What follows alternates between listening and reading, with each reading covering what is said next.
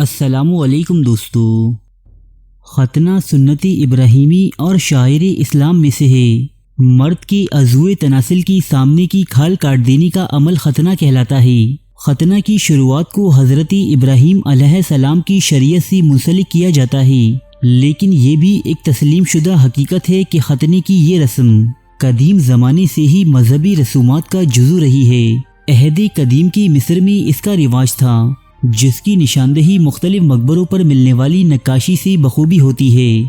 صحیح بخاری کی ایک حدیث مبارکہ کے مطابق حضرت ابراہیم علیہ السلام نے اپنا ختنہ خود ایک بسولے سے کیا تھا، جبکہ آپ کی عمر اس وقت 80 برس کے قریب تھی۔ مسلمانوں کے لیے ختنہ کو سنتی موقدہ قرار دینے کی وجہ یہی ہے کہ یہ حضرت ابراہیم علیہ السلام سے لے کر رسول کائنات حضرت محمد صلی اللہ علیہ وآلہ وسلم تک تمام پیغمبروں کی سنت رہی ہے۔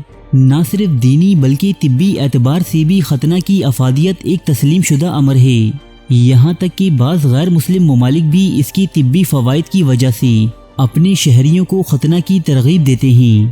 اسلام میں ختنہ کی عمر 7 سے 12 سال تک ہے، جبکہ بعض علماء کے مطابق پیدائش کے 7ویں روز کے بعد ختنہ کرنا جائز ہے۔ اگر کوئی ایسا بوڑھا شخص دین اسلام قبول کرے جس میں ختنہ کروانے کی طاقت نہیں تو اس کی ضرورت بھی نہیں، اور اگر کوئی بالغ شخص مشرف با اسلام ہو تو اگر وہ خود اپنا ختنہ کر سکتا ہو تو ٹھیک ہے، ورنہ کسی دوسرے سے ختنہ کروانا صحیح عمل نہیں۔ اولاد کا ختنہ کروانا باپ کی ذمہ داری ہے۔ اگر باپ نہ ہو تو پھر یہ عمل دادا یا خاندان کے کسی دوسرے سربراہ کے ذمہ ہے۔ مسیحیت میں ختنہ کی ممانعت نہیں کی گئی، لیکن اس کی ترغیب بھی نہیں دی گئی۔ مسیحی عقائد کے مطابق اگر کوئی یہ عمل کرنا چاہے تو کر سکتا ہے، اور نہ کرنا چاہے تو ضروری بھی نہیں۔ البتہ قبطی اور حبشی مسیحی افراد میں یہ عمل آج بھی لازمی خیال کیا جاتا ہے۔ یہودیت میں مرد کا ختنہ ایک انتہائی ضروری عمل ہے، اور توریت میں اسے فرض قرار دیا گیا ہے۔ کتاب پیدائش میں خدا اور ابراہیم کے درمیان ہونے والے عہد نامے میں یہ وضاحت ہے کہ تمام نسلوں میں ہر ایک مرد کو 8 دن کی عمر میں ختنہ کروانا ضروری ہے۔ یہ تمہارے لیے میرا عہد ہے، اور یہ ایک دائمی عہد ہے۔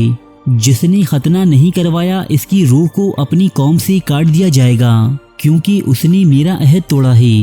جبکہ کتاب احبار میں مذکور ہے کہ خدا نے موسیٰ علیہ السلام کے ذریعے بنی اسرائیل کو یہ پیغام دیا کہ جب بھی کوئی عورت حاملہ ہو اور مذکر اولاد جنے تو 8ویں دن اس کا ختنہ کروا دیا جائے۔ یہودی تعلیمات کے مطابق پیدا ہونے والے بچے کے باپ کا فرض ہے کہ وہ اپنے بچے کا ختنہ خود کرے۔ البتہ جنہیں ختنہ کرنا نہیں آتا وہ کسی ماہر کی خدمات حاصل کر سکتے ہیں۔ ختنہ کرنے اور اس سے متعلقہ رسومات کے ماہرین کو موہل کہا جاتا ہے۔ یہ یہودیوں میں ایک انتہائی قابل احترام پیشہ ہے۔ اکثر و بیشتر موہل ڈاکٹر اور ربی دونوں ہوتے ہیں، اس لیے یہ حفظان صحت کے اصولوں کا خیال رکھتے ہوئے اپنی مذہبی تعلیمات کے مطابق یہ عمل انجام دیتے ہیں۔ ایک نئے پیدا ہونے والے یہودی بچے کی ختنہ کی تقریب کو بریٹ میلا کہا جاتا ہے۔ یہودیوں کی اس تقریب میں ایک انتہائی عجیب و غریب رسم بھی پائی جاتی ہے، اور وہ یہ کہ جہاں بچے کی ختنہ ہو رہی ہو، یہودی اس کے قریب ایک خالی کرسی رکھنے کا اہتمام لازمی کرتے ہیں۔ یہ کرسی ایلیا چیئر یعنی حضرت الیاس علیہ السلام کی کرسی کہلاتی ہے۔ یہودیوں کا ماننا ہے کہ ختنہ کی ہر تقریب میں حضرت الیاس علیہ السلام تشریف لاتے ہیں اور ختنہ کے عمل میں موہل کی مدد کرواتے ہیں۔ یہودی حضرت الیاس علیہ السلام کو ختنہ کے عمل سے گزرنے والے ہر بچے کی صحت کا ضامن بھی خیال کرتے ہیں۔ بنی اسرائیل کے اس عمل کی وجہ ان کی تاریخ میں پوشیدہ ہے۔ یہودیوں کے مطابق قدیم ادوار میں قومی بنی اسرائیل کو بہت سے ظالم و سفاک بادشاہوں کی غلامی میں رہنا پڑا تھا۔ یہ خودسر بادشاہ جب بھی یہودیوں پر مسلط ہوتے تو سب سے پہلے ان کے مذہبی احکامات کو جبر کا نشانہ بنایا کرتے تھے۔ ان میں سب سے اہم اور ظاہری عمل ختنہ کا تھا، جس پر بہت سے مطلق العنان بادشاہوں نے پابندیاں عائد کیں۔ ان میں سے ایک حکمران اخیب نام کا بھی تھا، جو 9ویں صدی قبل مسیح کے دوران بنی اسرائیل پر حکومت کرتا تھا۔ اس نے اپنی بیوی کے کہنے میں آ کر نہ صرف یہودیوں کو بال نامی دیوتا کی عبادت پر مجبور کیا، بلکہ ان کی مذہبی رسومات جیسے ختنہ پر پابندی بھی عائد کر دی۔ اس دور میں حضرت الیاس علیہ السلام بنی اسرائیل کے نبی تھے۔ آپ نے اللہ کے حضور دعا کی کہ جب تک بادشاہ اخیب ختنہ پر سے پابندی نہیں ہٹاتا زمین پر بارش نہیں برسے گی، اور اللہ کے حکم سے ایسا ہی ہوا۔ بادشاہ اخیب نے خشک سالی اور قحط سے تنگ آ کر یہودیوں پر سے مذہبی پابندیاں منسوخ کر دیں۔ اب بنی اسرائیل خدا سے کیا ہوا اپنا عہد نبھانے یعنی ختنہ کرنے لگے۔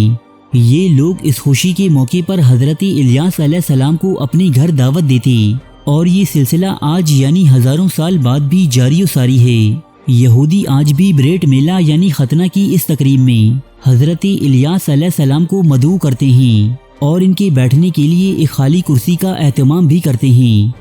دوستو، امید ہے کہ یہ ویڈیو آپ کے علم میں اضافے کا سبب بنی ہو۔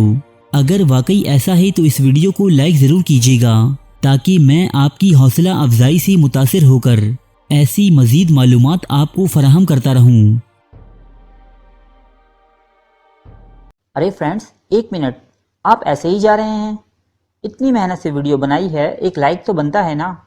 اور دوسرا یہ کہ آپ ہمیں اتنی بڑی دنیا میں دوبارہ کیسے ڈھونڈیں گے؟ تو اس کا حل یہ ہے کہ آپ ہمارے چینل کو سبسکرائب کر لیجئے اور اس بیل کے آئیکن کو کلک کر دیجئے۔ اس طرح ہمارے آنے والی تمام ویڈیوز آپ تک پہنچتی رہیں گی۔ ارے ڈریے مت، یہ بالکل فری ہے۔